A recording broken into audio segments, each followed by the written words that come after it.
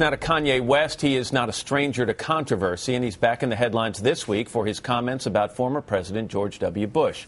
We're going to hear from him in a moment, but first, as we've mentioned, President Bush opens up in his new memoir about that famous moment when West said George Bush doesn't care about black people.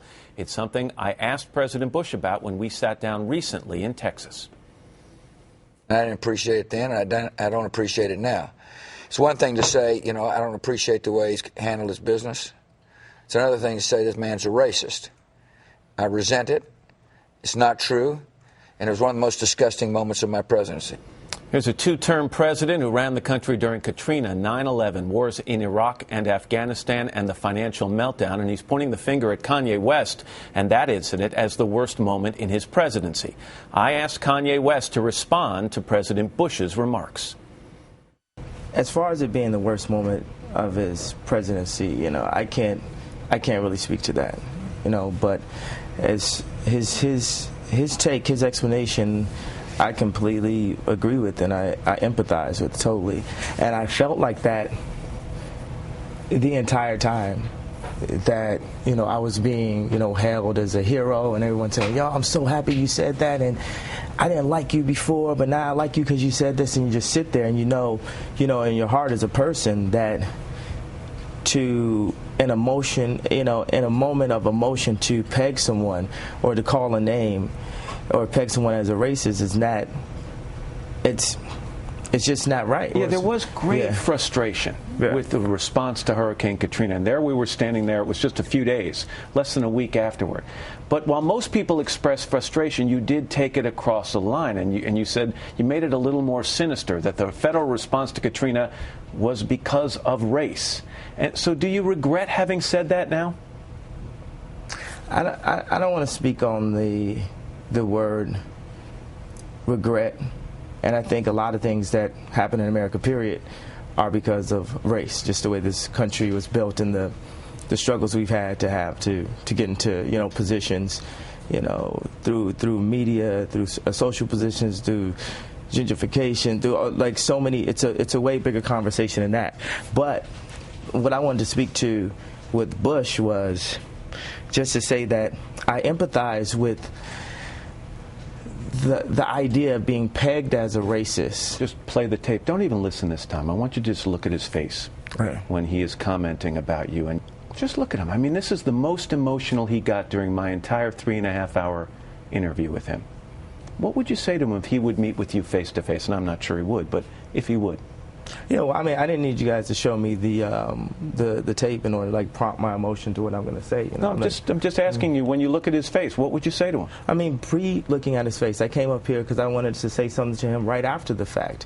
I would say, what I'm saying? It's like I don't even have to do the TV stuff with me. This is the reality. This is the real thing going on. This is, what I'm saying? I don't need all the jazz. I would say can we be quiet for a second?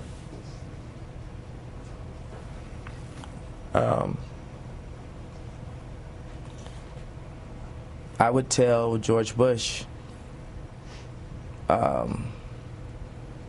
in my moment of frustration, that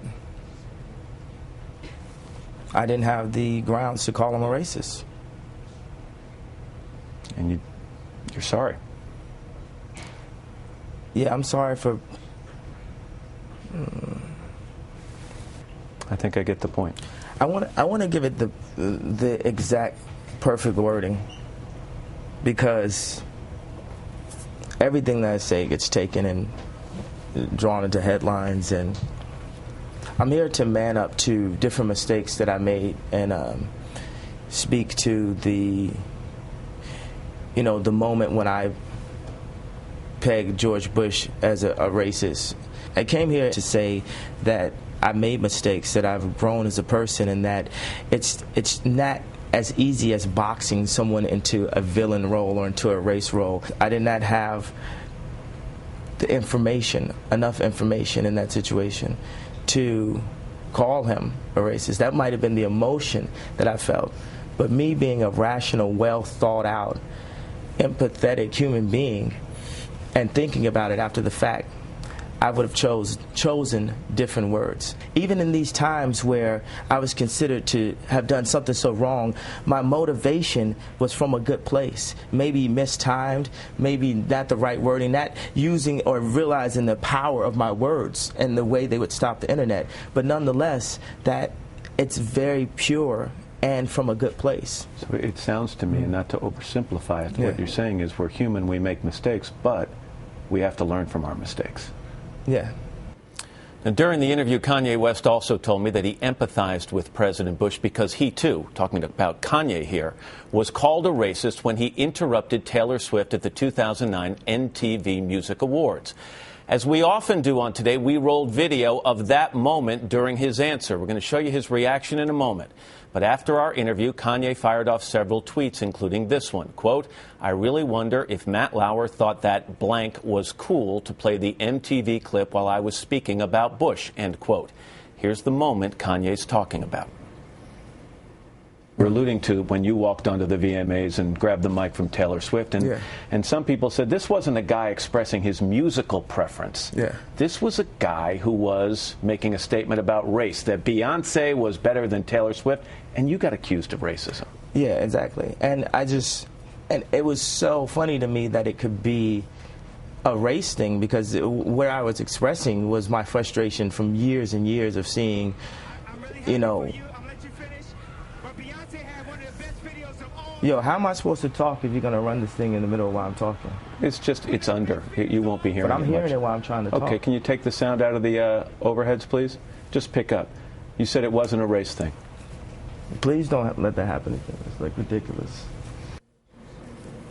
You know, it's something we do every day. When a guest is talking about an incident or a location, we run video of that location or that incident. There was nothing improper about it, nothing unusual about it whatsoever. And we should mention that President Bush was here on Wednesday. He said he appreciated West's apology. So that's what all the hubbub is about. Okay. Right there. Doesn't seem like much, but... And we look forward to Kanye's return for a special live concert on the Plaza Friday, November 26th. That is the day after Thanksgiving.